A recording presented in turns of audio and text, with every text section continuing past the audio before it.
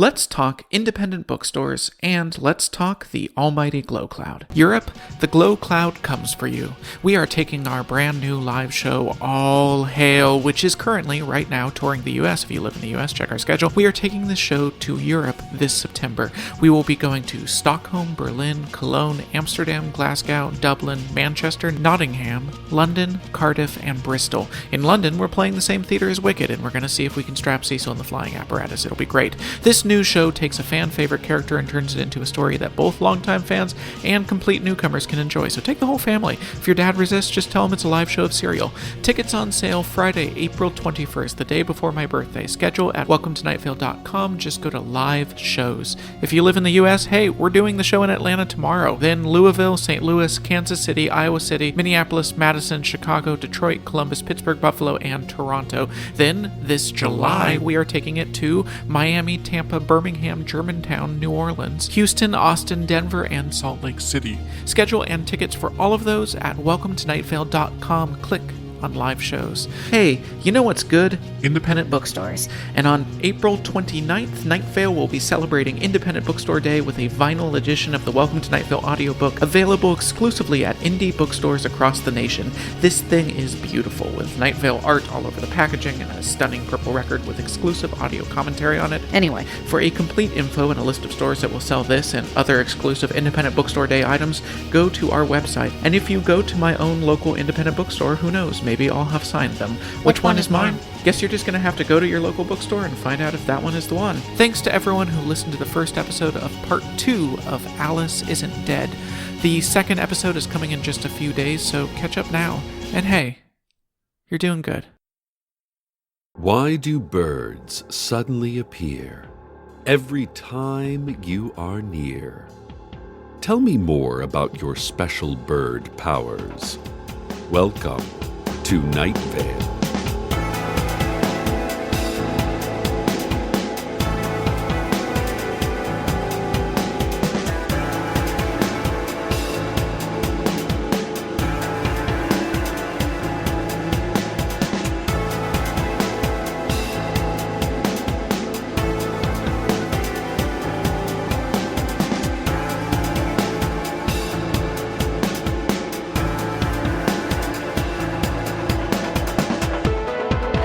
It's been a long couple of weeks, as the citywide emergency sirens that signal illegal public acknowledgement of angels have been blaring almost non-stop. But, in spite of these archaic laws, I've been shouting, "You're an angel," at beings who look like angels, and then making my most friendly finger-pointing gesture. The beings who call themselves angels, because that's what they are, have begun filing the paperwork for official existence. The angels are still at the Hall of Public Records downtown waiting in line.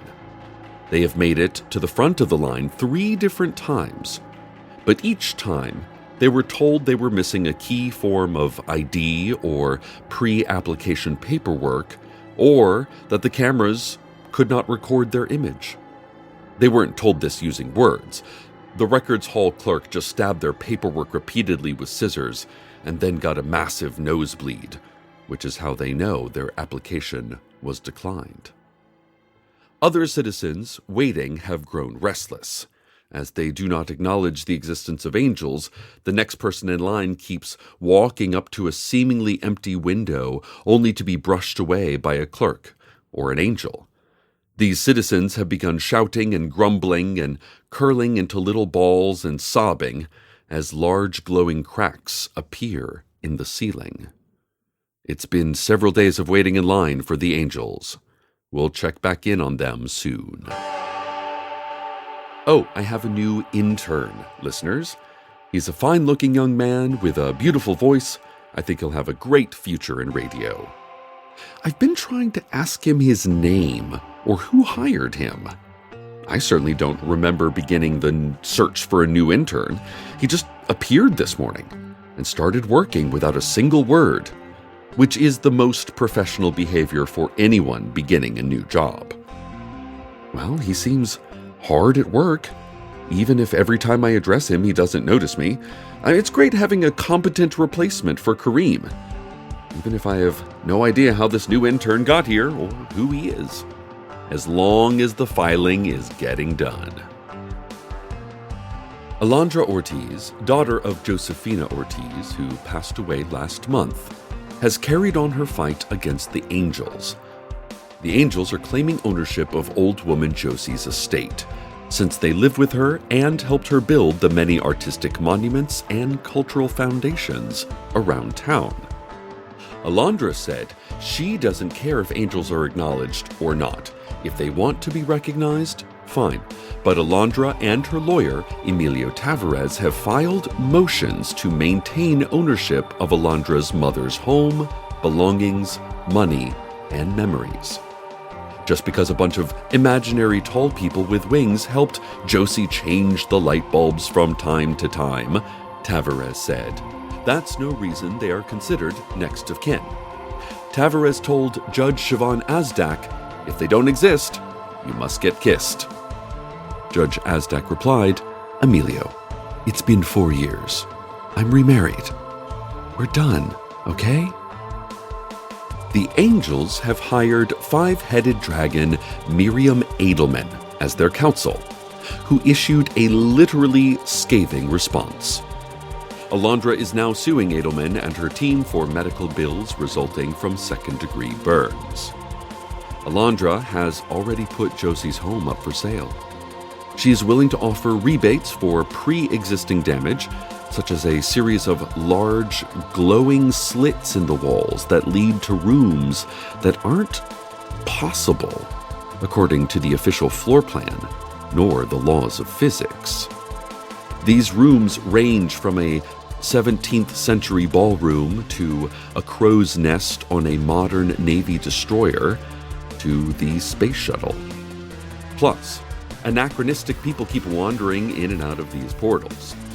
She added, on second thought, since the house has more usable square footage than originally anticipated, and because there appear to be current renters, she's raising the sale price. So, I just sent my new intern to go pick up some lunch. Or at least I said, excuse me, young man, whose name I don't know yet, who I only think works here. Can you go grab me a Cobb salad with extra whipped cream and pencil shavings from the Missing Frog salad bar? He didn't say yes, nor did he ever seem to see or hear me, but he did look really frightened and ran from the room crying, which was such a polite and respectful gesture to his superior. What a nice young man. Dress is kind of weird, though, so early 80s. With his double Windsor striped tie, polyester coat, and aviator goggles, just like we all wore back in the day. I supposed most things eventually come back in fashion. Well, I can only assume he heard my lunch order. I'm starving. You're starving? Try not having a mouth. Oh my God, you scared me. Listeners, we have an unplanned visit from the faceless old woman who secretly lives in your home. Or I guess in this case, your radio studio while you're still on the air. Cecil, we need to talk about the distant prince. Few dare to speak of him so as not to draw his attention. What do you know? His harbingers are here. They are prepared to announce his arrival with their long, toothy beaks. Their stomach eyes see all. They've been rehearsing this announcement in their room at the Hampton Inn on Route 800. They've been writing and rewriting their grand pronouncement and teaching it to the court shriekers to shriek out to all of Night Vale. What does that mean? What? Shriek? It's like a painful yell. Like this. Ah! Meanwhile, the mangled servants are gathering the ears of important Night Vale politicians. Gross. Right. And they will sew the ears onto the walls of the Hampton Inn Continental Breakfast Bar and use them as portals into many dimensions at once. Their plan is to destroy time itself and collapse Night Vale into a dense singularity. Why do they want to do this? It was suggested to him by a nice young woman from out of town. What young woman? She... The woman from Italy brings fun and jest, consuming all souls until none are left. Distant Prince and she planned a terrible plot, destroying all that is until all is not.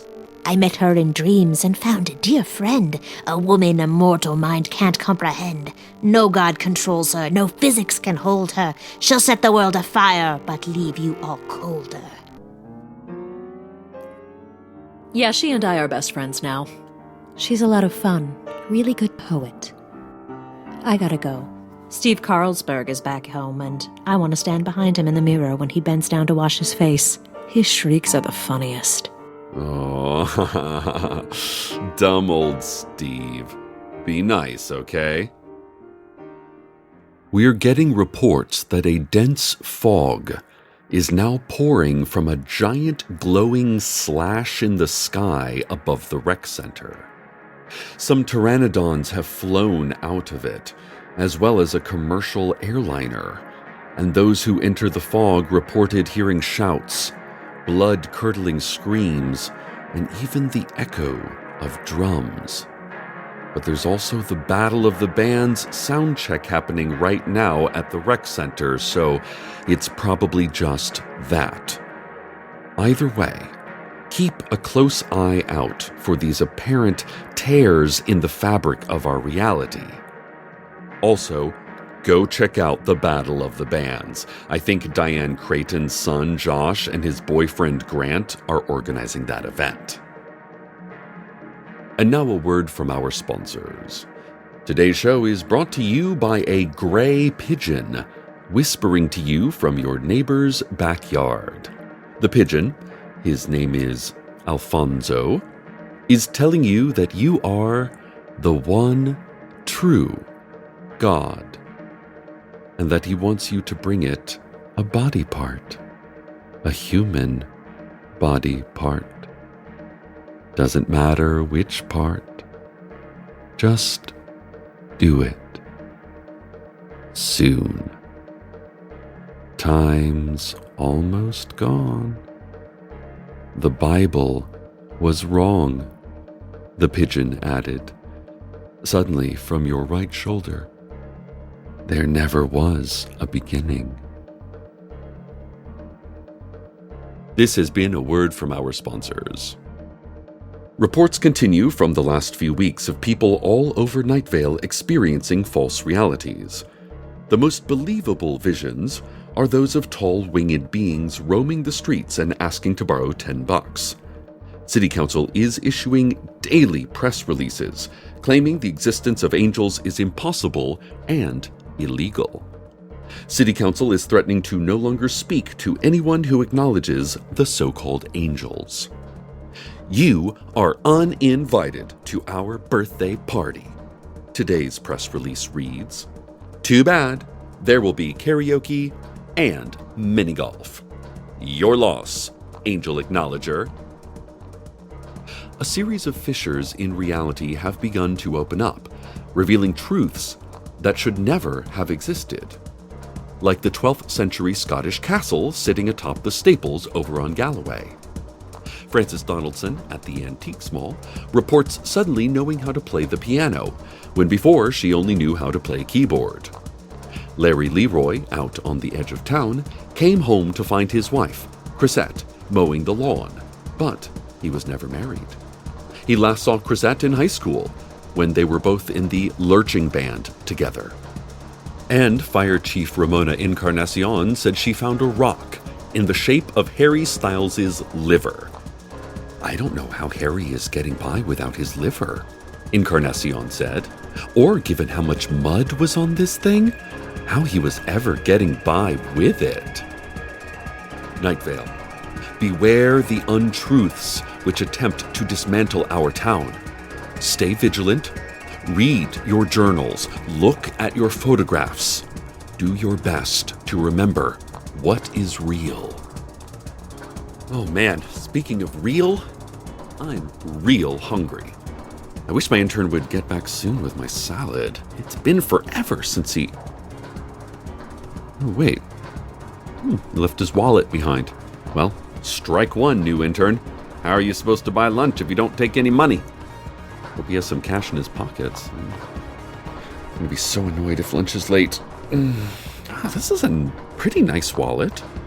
Trifold, Ooh, photo pages, human leather, money clip. I used to have one just like this. Maybe let's find out more about you, kiddo.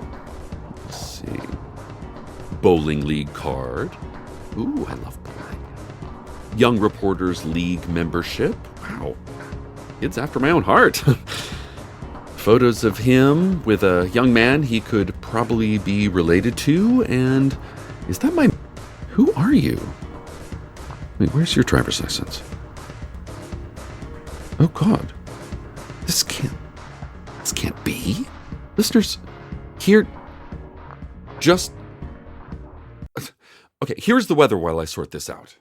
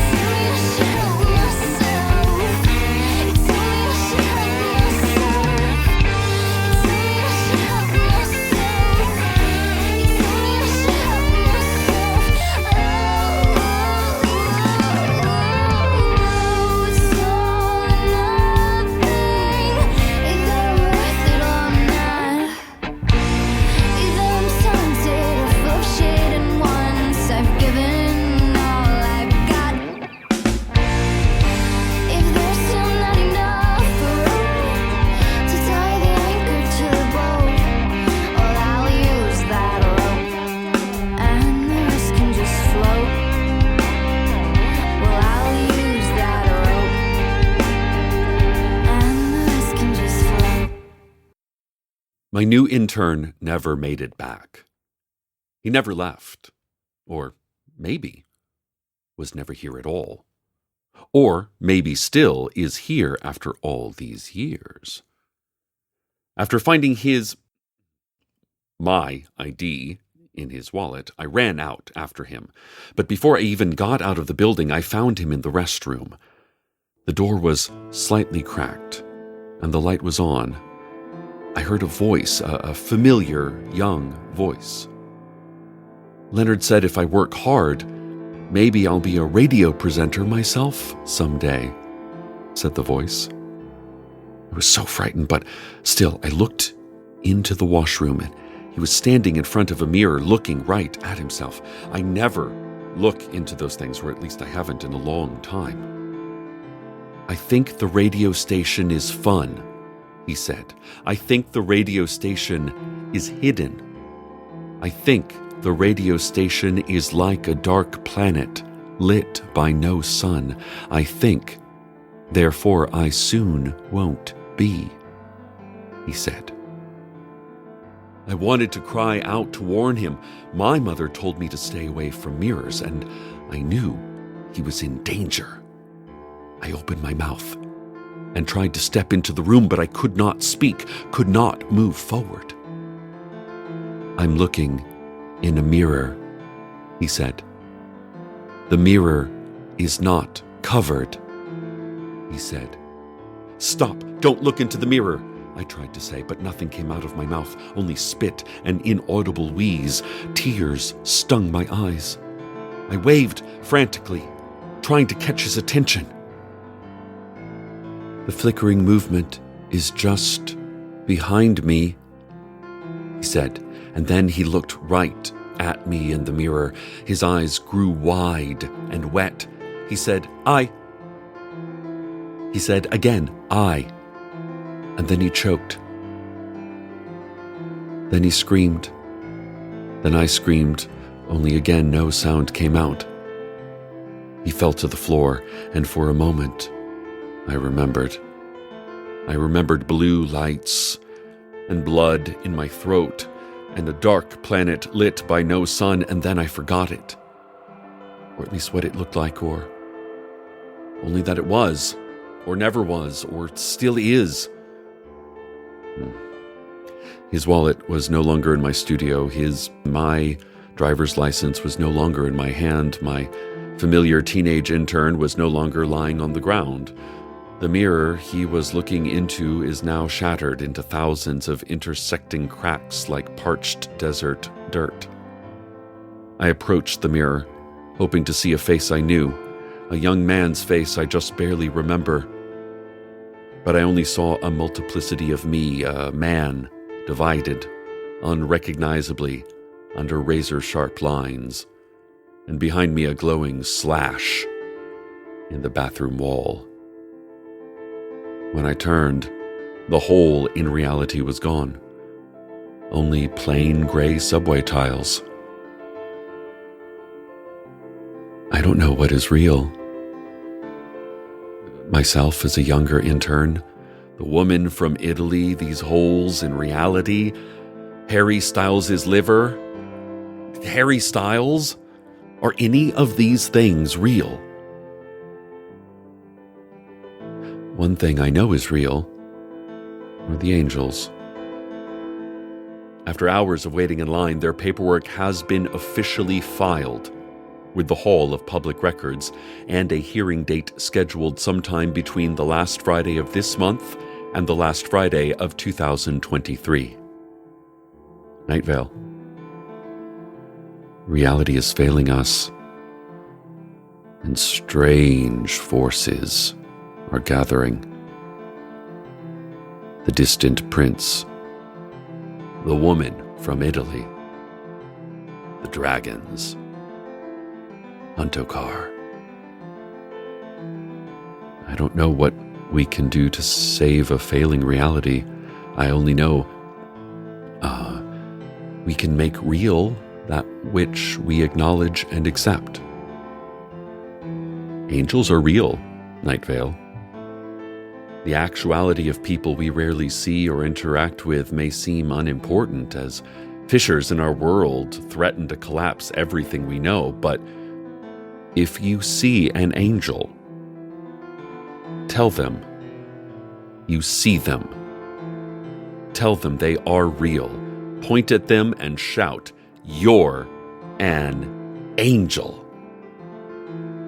We can only make real what we accept as real. Tell them, okay? Good night, Night Vale. Good night.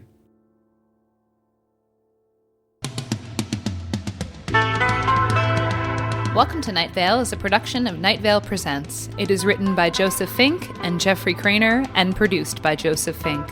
The voice of Night Vale is Cecil Baldwin. The voice of the faceless old woman was Mara Wilson. Original music by Disparition. All of it can be found at disparition.info or at disparition.bandcamp.com. This episode's weather was All or Nothing by The Dream Masons. Find out more at thedreammasons.bandcamp.com. Comments, questions, email us at info@welcometonightvale.com or follow us on Twitter at Night Vale Radio. Or open a book to a random page and do whatever it says. Check out welcometonightvale.com for more information on this show and our other shows, including the new season of Alice Isn't Dead. And while you're there, consider clicking the donate link. Help us help you to help us help you. Today's proverb: good things come to those who wait. Good things come slithering down the unctuous brown stone walls to those who wait alone in the dark pit.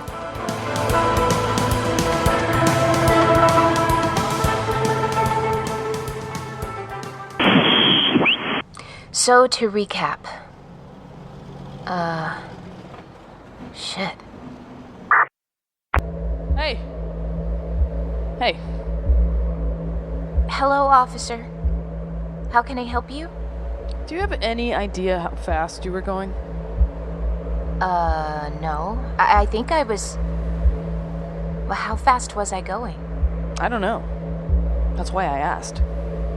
I could take off both your arms. What? With my own hands. No tools. I could take them off. I've done it before. What am I doing? I should go home. But I can't. Alice isn't dead. And neither am I.